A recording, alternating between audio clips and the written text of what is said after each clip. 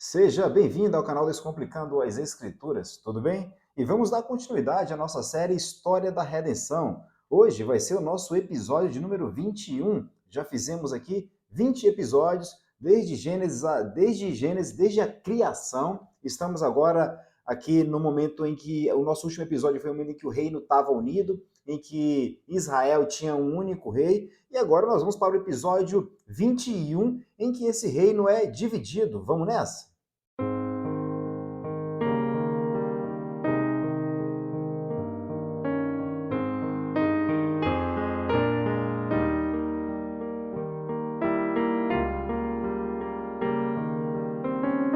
Israel tinha um único rei.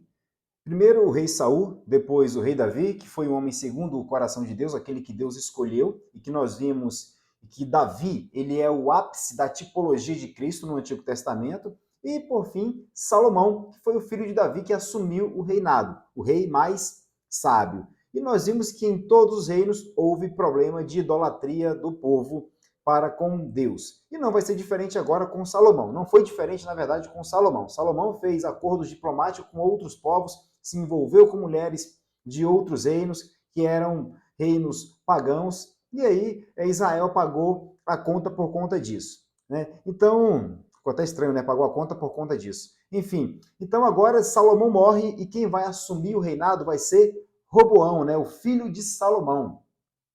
E o que vai acontecer? O povo vai pedir a Roboão que não julgue, assim como fez Salomão, que diminua, né, muito possivelmente aqui, o trabalho, os impostos, para que o templo fosse então construído. Né? Lembrando que foi Salomão quem construiu o templo de Jerusalém. E Roboão ele vai ter com os sábios, com os mais velhos, com os anciãos, pedir conselho a eles. No entanto, ele rejeita o conselho dos anciãos que pedem para que ele então ouça o povo para que ele pudesse reinar com esse povo em harmonia. No entanto, ele não dá conselho, ele não ouve o conselho dos sábios, dos anciãos, então ele vai até os amigos dele, pede conselho, e ele diz que esse povo merece ser ainda subjugado de forma maior, de forma mais pesada ainda que Salomão.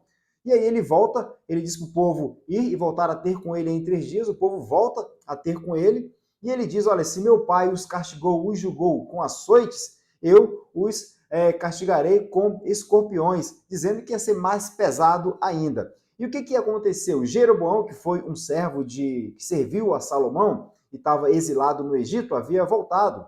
Então, Jeroboão acabou provocando uma divisão. Na verdade, Roboão provocou essa divisão. Então, 10 tribos foram para o norte, onde a capital era Samaria, e lá nessas 10 tribos, Jeroboão foi proclamado rei. E nas 2 tribos do sul, entre elas Judá, ficou Roboão sendo rei. Então o reino passa agora a ser dividido. E com esse reino dividido, o povo vai começar a ter idolatria, vai começar a cometer idolatria, né? Melhor dizendo. E aí vai começar a sucessão de reis de Israel, né? O rei do norte, o rei do sul, e aí vai tendo essa sucessão de reis de 30, 40 anos, 20 anos, e muitos reis vão falhar na missão de conduzir o povo para adorar a Deus. Esses reis eles vão falhar principalmente no que diz respeito à idolatria. E os profetas que nós temos no Antigo Testamento, no nosso próximo episódio nós vamos falar sobre os profetas, né?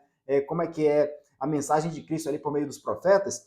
Então, há profetas tanto nas 10 tribos do norte, quanto há profetas nas 2 tribos ali do sul. Então, nós temos todos os reis perpassando, né? O livro de Reis e o livro de Crônicas vai contar, vai narrar essa história dos reis de Israel, como eles falham miseravelmente, mais uma vez, desde a saída do Egito, eles falham em adorar a Deus, em cumprir a vontade de Deus, a vontade preceptiva de Deus. Então, houve essa divisão e aproximadamente ali, 722 antes de Cristo, ali foi o período em que o profeta Isaías começa o seu ministério, os assírios, eles vão invadir as 10 tribos do sul, a região onde estavam ali as 10 tribos do norte, perdão, e vão levar, essas tribos serão dizimadas, serão feitos escravos, alguns vão fugir para as 2 tribos do sul. Então, enfim, as 10 tribos irão desaparecer.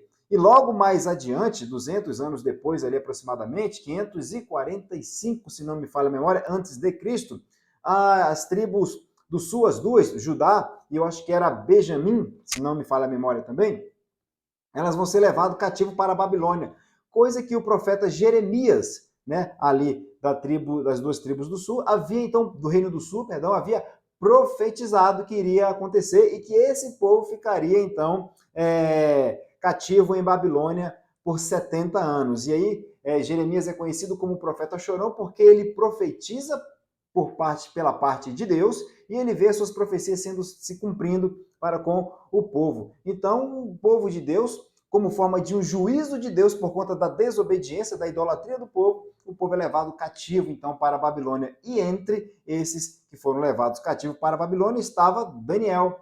Né? Daniel, lembrando que Deus já havia dito, por meio do profeta Jeremias, que o povo ia ficar 70 anos ali escravo, mais uma vez, né? Ficaram ali 400 anos no deserto, lá no Egito, no deserto foram 40 anos, e agora eles são levados para ficarem 70 anos como escravos ali de Nabucodonosor, né, da Babilônia. E o que vai acontecer depois? Chega esse período de 70 anos. E nesse período de 70 anos, Daniel faz uma oração a Deus, dizendo: Deus, já chegou o tempo em que o Senhor disse que nós ficaríamos aqui, agora está na hora de o Senhor cumprir a sua promessa de nos tirar daqui. E o que vai acontecer? Os persas vão invadir Babilônia. E invadindo Babilônia, o que acontece? Eles, então, libertam o povo aqui, entre aspas, né, vamos colocar assim, para que o povo, então, retorne para Jerusalém. E aí, lá em Esdras e Neemias, vai ter essa narrativa do povo voltando, né, alegre, cantando para reconstruir o templo, né? Estamos como quem sonha, né? Foram 70 anos ali, agora nós estamos como quem sonha, retornando para Jerusalém para poder reconstruir o templo e voltar a oferecer sacrifício a Deus, porque fora de Jerusalém o sacrifício não é oferecido. Lembra da passagem lá de Jesus com a mulher ali no poço, com a mulher samaritana, né, no poço de Jacó? Então, é exatamente isso. Agora eles estão como quem sonha, sendo libertos daquele cativeiro e voltando para Jerusalém para reconstruir o templo, para que o povo então desça para Jerusalém, né, ou suba para Jerusalém, para poder então cultuar a Deus, para poder oferecer o sacrifício a Deus. Então nós vamos ver que ao longo da história da redenção, desde a queda do homem, o homem não busca mais a Deus. Ele está sempre tropeçando, sempre caindo. E qual é o principal pecado do homem? É a idolatria. A idolatria faz com que o homem desobedeça a Deus o tempo todo. E é assim que o povo se comporta. Mas, mais uma vez, eu disse em vídeos anteriores que há 2 versículos que nós precisamos memorizar e guardá-los para não mais esquecermos. Um deles é o Gênesis 3,15, que é chamado de primeiro evangelho, ou proto-evangelho, em que Deus promete o Redentor, promete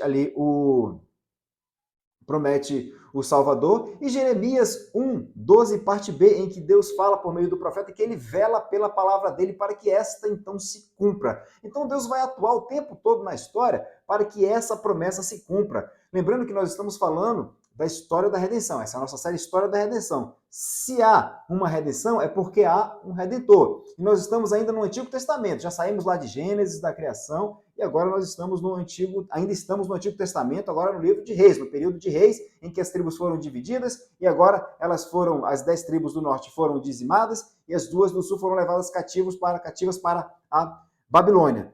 Então nós estamos falando de um Cristo que foi prometido. Então nós olhamos para o Antigo Testamento como um Cristo prometido. Isso a gente deve ter aí em mente. Nós temos lá, de Gênesis até Malaquias, a promessa de uma redenção. Porque quando chegarmos nos evangelhos, antes dos evangelhos, nós vamos ter aquele período de 400 anos de silêncio profético, nós vamos chegar lá, mas nos evangelhos nós temos a manifestação do Cristo prometido.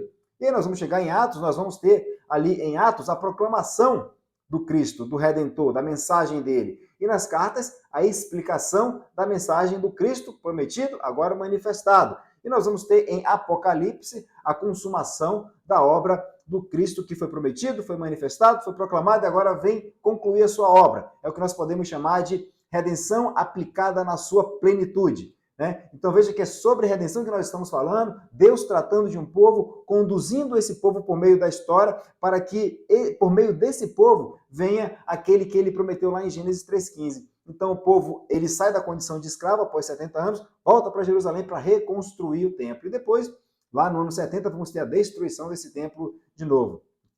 70 já depois de Cristo. Tá certo? Então esse foi o nosso episódio de número 21, História da Redenção. Estamos trazendo essa série, né, de Gênesis até Apocalipse. Então, se você gostou, deixa aí o joinha, se inscreve no canal, compartilha, comenta para esse vídeo se tornar relevante. Lembrando que os vídeos aqui no canal saem todas as segundas e quartas, tá certo? Tivemos um problema aí nessa semana, e acabou não saindo o episódio 21, que era para ter saído na segunda, mas saiu hoje. E também na sexta-feira nós temos ali o quadro Descomplicando o Texto, em que eu separo um texto bíblico aqui para trazer o real sentido dele. Já fizemos isso com 2 textos. Você só ir aí no canal que você vai perceber que já tem ali 2 vídeos acerca de 2 textos que eu separei para que nós pudéssemos então descomplicá-lo e trazer o real sentido dele, tá certo? Então que Deus te abençoe e te guarde, e até o nosso próximo vídeo, se assim Deus nos permitir.